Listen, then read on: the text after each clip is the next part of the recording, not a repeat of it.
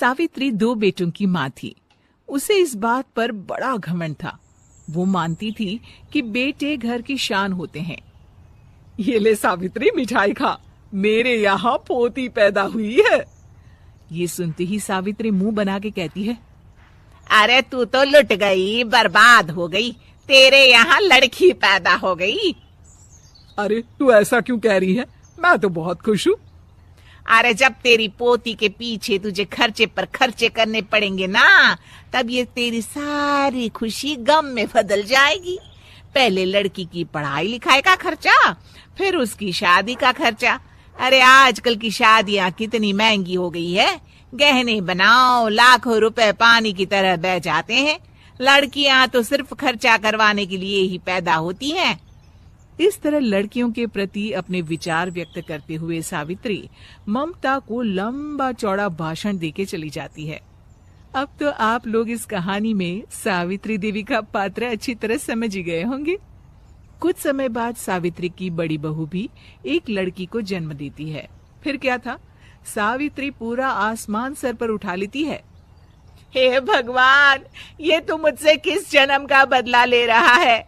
अरे मैं तो मंदिर में रोज आकर तुझसे कहती तो थी कि मुझे एक पोता चाहिए, और तूने मुझे पोती दे दी। इतनी मिठाइयाँ और प्रसाद चढ़ाने का क्या फायदा हुआ? तभी सावित्री की बहू निशा कहती है, क्या माँ जी, आप भी इतनी सी बात पर नाराज हो गई हैं? देखिए तो आपकी पोती कितनी सुंदर है, बिल्कुल आप पर गई है। अरे चुप कर, तुझे 9 महीने इतने महंगे महंगे काजू बादाम फल फ्रूट खिलाने का फायदा क्या हुआ? मेरे तो सारे पैसे बर्बाद हो गए। ये सुन सावित्री का बड़ा बेटा अजय कहता है, माँ, तुम सिर्फ नाम के लिए 2020 में रहती हो। असल में तुम्हारा दिमाग सैकड़ों साल पुरानी सोच रखता है। आज के जमाने में लड़का और लड़की में कौन फर्क करता है? मैं तो बहुत खुश हूँ कि भगवान ने मुझे लक्ष्मी के रूप में बेटी दी है। लेकिन सावित्री पर अजय की बातों का कोई असर नहीं होता। नालायक, अपनी पत्नी की जबान बोल रहा है। मेरा बड़ा बेटा तो हाथ से गया।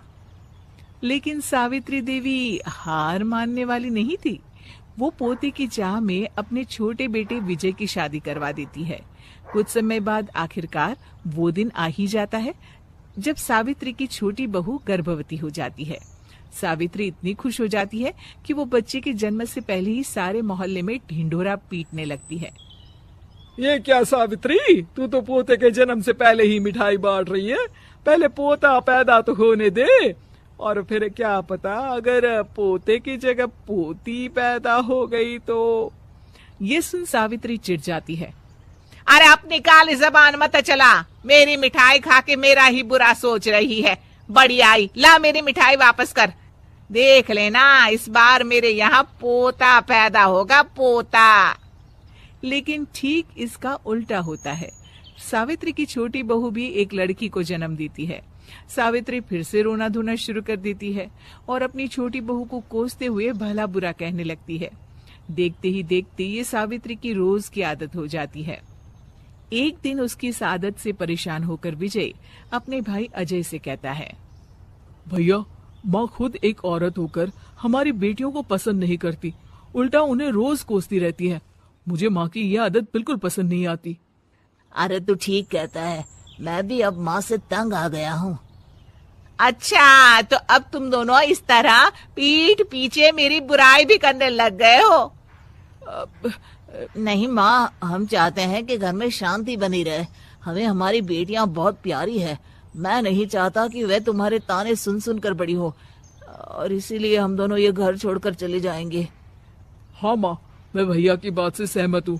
जब तुम इस घर में अकेली रहोगी तब तुम्हें अपनों की कीमत का एहसास होगा। अपने दोनों बेटों के मुंह से अपनी माँ के लिए इतने कठोर शब्द सुन सावित्री भावुक और रुआंसी होकर कहती है, क्या सच में तुम दोनों मुझे इस घर में अकेली छोड़कर चले जाओगे? हाँ माँ। हाँ माँ, अब पानी सर के ऊपर जा चुका है।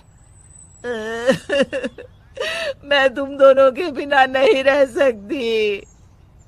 अपनी सास के आंसू देख अजय और विजय की पत्नी अपने पतियों से लड़ पड़ती है। अरे जिसे जाना है वो जाए, मैं माँ जी को छोड़कर कहीं नहीं जाने वाली। भाभी, आप ये क्या कह रही हैं? वही जो तुम सुन रहे हो, दीदी बिल्कुल सही कह रही है। हम बेटियों के संस्कार हमें सिखाते हैं कि सास माँ समान नहीं बल्कि माँ ही होती है और उस माँ की जिंदगी भर सेवा की जाती है। बेटे अपना फर्ज भूल सकते हैं, लेकिन बेटियां नहीं। आप दोनों शौक से जा सकते हैं। माँ जी, हम दोनों के रहते आपको किसी बात की फिक्र करने की जरूरत नहीं। फिर क्या था, सावित्री के ऊपर छाए बेटों के घमंड के बादल उसकी बेटी स्वरूप बहुओं के तेज के आगे आंसू के रूप में परिवर्तित होकर सावित्री की आंखों से बहने लगते हैं और वो उन दोनों को गले लगा लेती है। मैं जिंदगी भर बेटियों को खोजती रही, लेकिन आज तुम दोनों को देख मुझे समझ आ गया कि बड़े अभागे होते हैं वो लोग जिनके घर बेटियां नहीं होती।